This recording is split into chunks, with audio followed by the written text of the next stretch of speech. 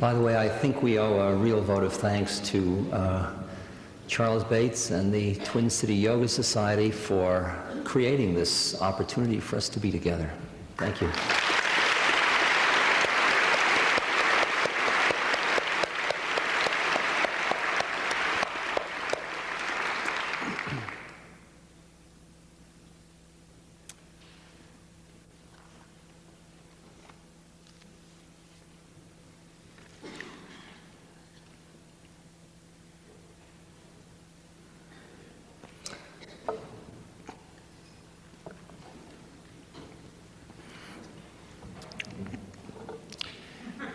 As you get more comfortable in dancing through life, you can take the stages more lightly, even the stage of aging. I gave a lecture recently in Miami Beach called Straight Talk About Aging and Dying, with half price to senior citizens.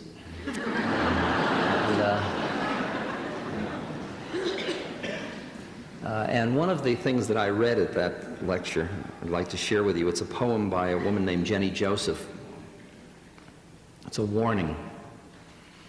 It says, "When I am an old woman, I shall wear purple with a red hat that doesn't go and doesn't suit me.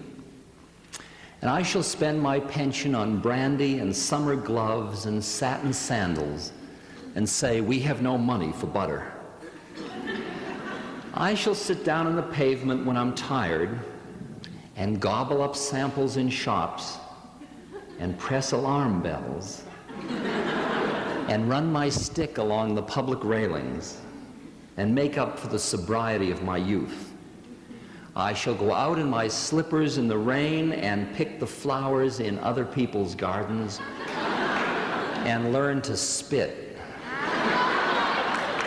You can wear terrible shirts and grow more fat and eat 3 pounds of sausages at a go, or only bread and pickle for a week and hoard pens and pencils and beer mats and things in boxes.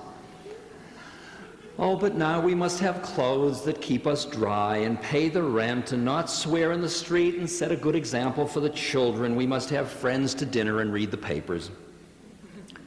But maybe I ought to practice a little now, so people who know me are not too shocked and surprised when suddenly I'm old and start to wear purple."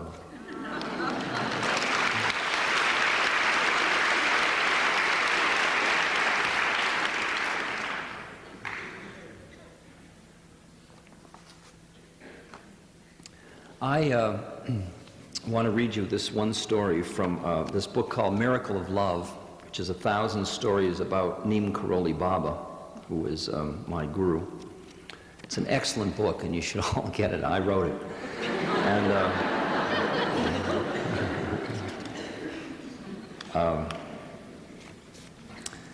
And just to give you a little flavor of the kind of fun of the game of being with somebody you can't figure out. His name is Neem Karoli Baba. Well, I don't know. That's what they called him, and they also call him Maharaji, which is a common name in India. It just means great king. It's called, many beings are called Maharaji.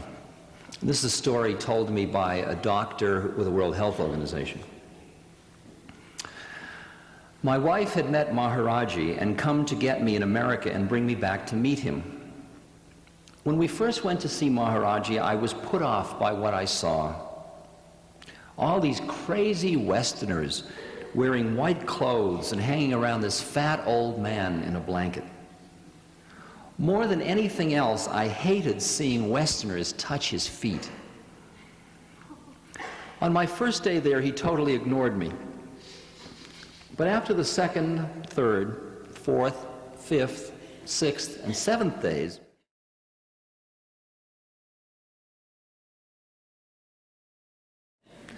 I felt no love for him.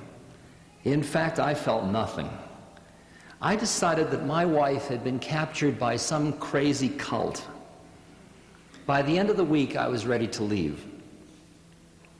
We were staying up at the hotel in Nainital, and on the 8th day, I told my wife I wasn't feeling well.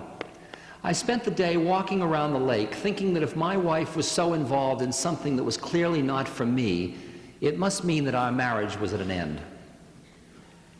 I looked at the flowers, the mountains, the reflections in the lake, but nothing could dispel my depression. And then I did something I'd really never done in my adult life. I prayed. I asked God, what am I doing here? Who is this man? These people are all crazy. I don't belong here. Just then I remembered the phrase, had ye but faith, ye would not need miracles.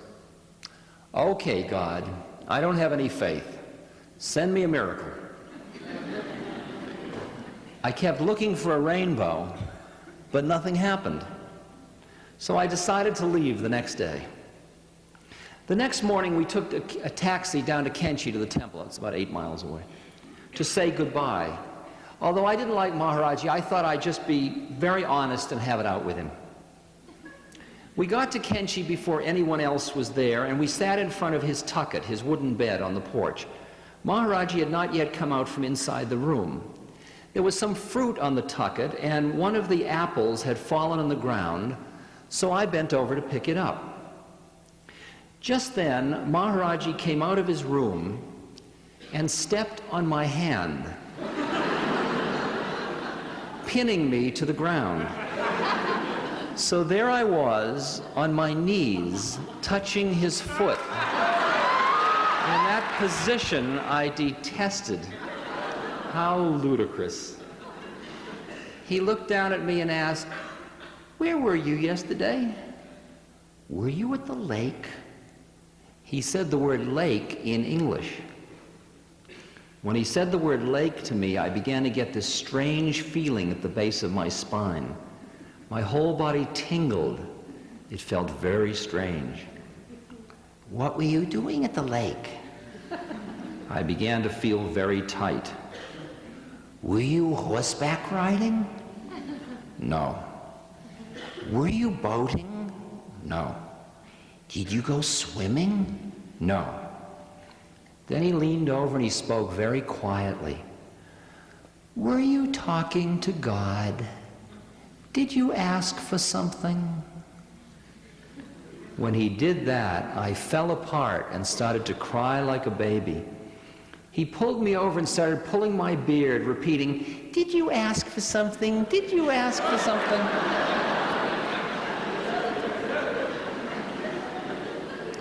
That really felt like my initiation. By then, others had arrived, and they were around me, caressing me, and I realized then that almost everyone there had gone through some experience like that. A trivial question such as, "Were you at the lake yesterday?" which had no meaning to anyone else, shattered my perception of reality. After that, I just wanted to rub his feet.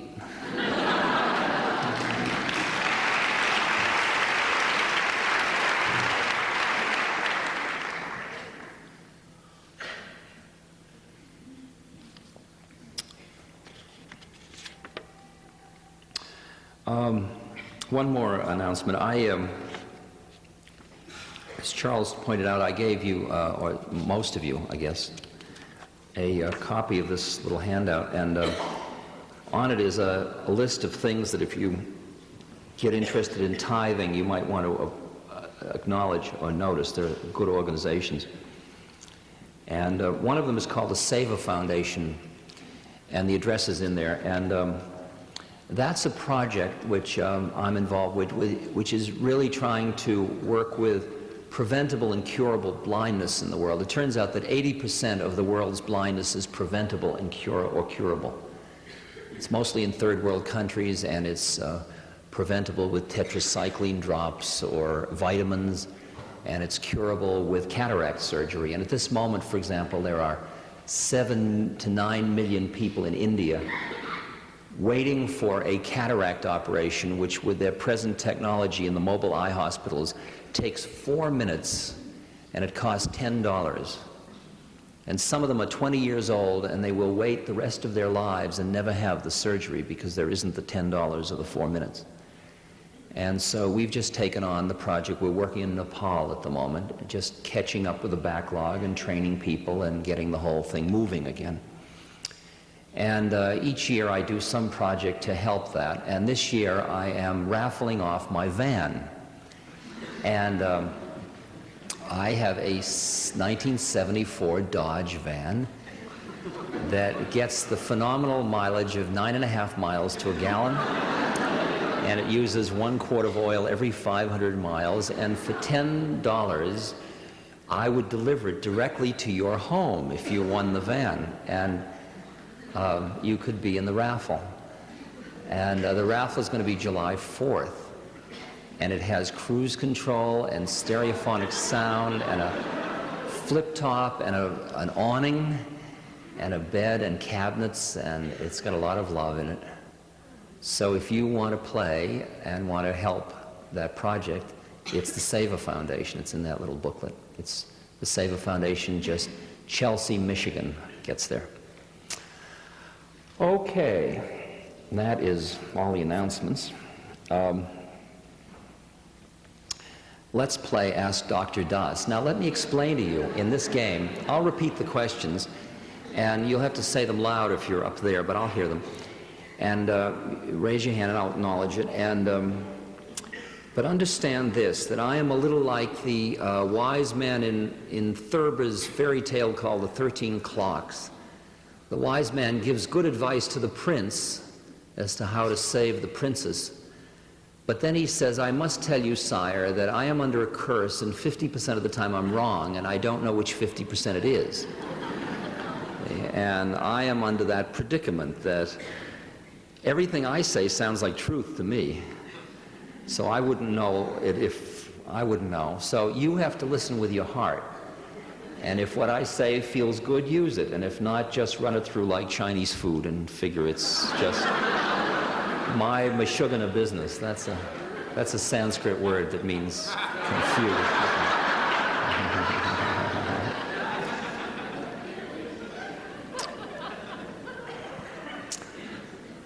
Okay, you can ask anything you'd like, and I'll repeat the questions and try to give straight answers.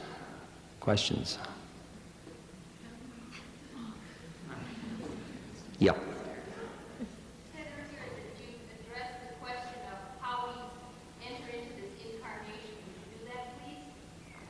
How we enter into this incarnation. Well, part of the answer I did give in terms of that creative act of choosing to turn away from light to enter in. But in talking with Emmanuel about something that might be relevant to the way you're asking the question, about fetuses and the soul coming into the fetus, things like that. Emmanuel said some great things. He said, very often, he said, the soul of the being that's entering and the soul of the mother are old friends, so that the soul comes in early to hang out with the mother during the pregnancy. That's a nice image. And he said, because otherwise, he said, you wouldn't constrict yourself prematurely unnecessarily, meaning you'd come in later. And then he said, but sometimes, and this is a far one, he says, sometimes, a friend of mine is here tonight who's a geneticist, he'll love this one. He says, sometimes the soul looks down and it sees that the DNA code that's unfolding is really not appropriate to the work it needs to do, so it comes in early to modify it. Wait till...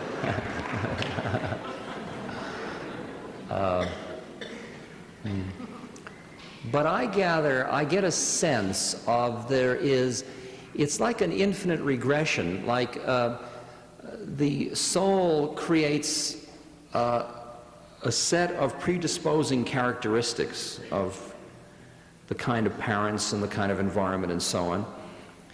But the soul itself is the creation of a more essency part of our beings, and so on, up until that first part that makes the choice, that has no karma but makes choice.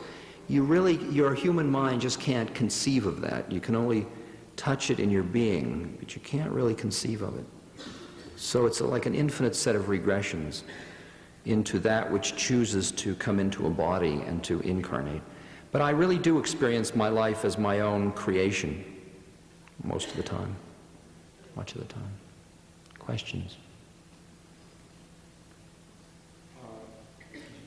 Are you interested in past lives for the work you're doing historically? Am I interested in past lives? Mine particularly. I'm not. It doesn't see. It's as if there are all these different methods, and different people have unique karma that makes their route through one route versus another route. And my route seems to be the route of the heart, and it really. Now see, for example, if your route is that kind that works with astral things like previous identities or other astral beings and so on, or dreams, you're using other planes of consciousness or other time or space dimensions in order to free yourself from the solidity of this one. That hasn't been my particular method, so I really know nothing about my past incarnations. And I have no idea how many more I have, and I've stopped counting. You know, people used to, in my set, we used to ask, is this your last one? You know, and we'd all look wise. But now I have no idea, and it's all irrelevant. You just do what you do anyway.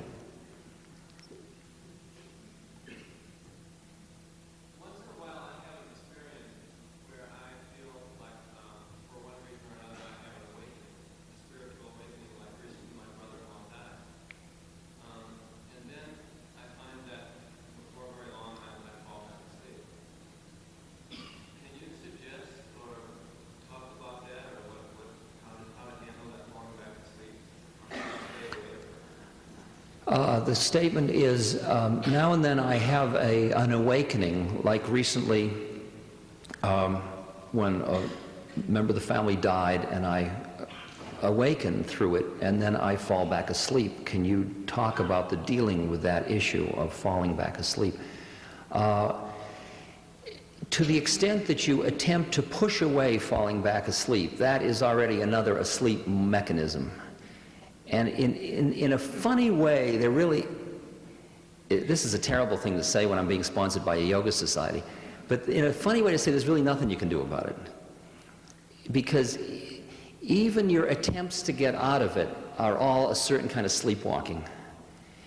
But in the same moment, you can't not do something about it. So you climb a mountain, you follow a path, you do any of the methods that you are attracted to. For example, quieting your mind, or opening your heart, like meditating, or singing, or going to church, or service, or whatever, or pitting the mind against the mind through Zen koans, or whatever. All of it will push you and push you, but sooner or later you'll get trapped by your methods. And they'll keep you asleep, and you'll become a good meditator. Or, I love Christ, but it'll be a sleep kind of statement. And then you'll have to let go of that one too. But all of these are useful techniques to keep working, and you've got to hear what your own technique is. The first thing is not to be bugged about going back to sleep. Just experience that it was grace, that death allowed you to awaken for a moment. Because the minute you try to grab onto the memory of what it was, you're just holding on to an old dead butterfly. So you go back to sleep, and then you wake up again. The fact that you're even asking that question is the awakening process at work. You have to stand back one step further and see your whole life, the awakening and the going to sleep, all as awakening.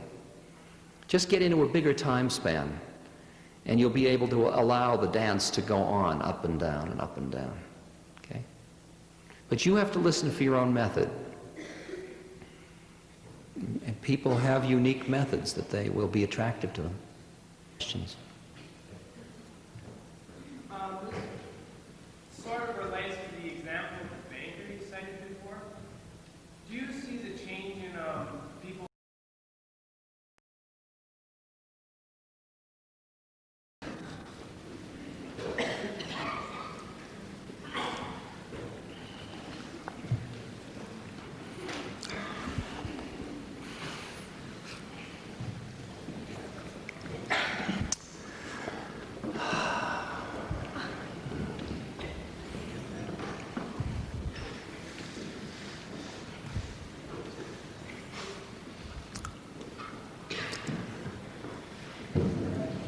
By the way, I think we owe a real vote of thanks to Charles Bates and the Twin City Yoga Society for creating this opportunity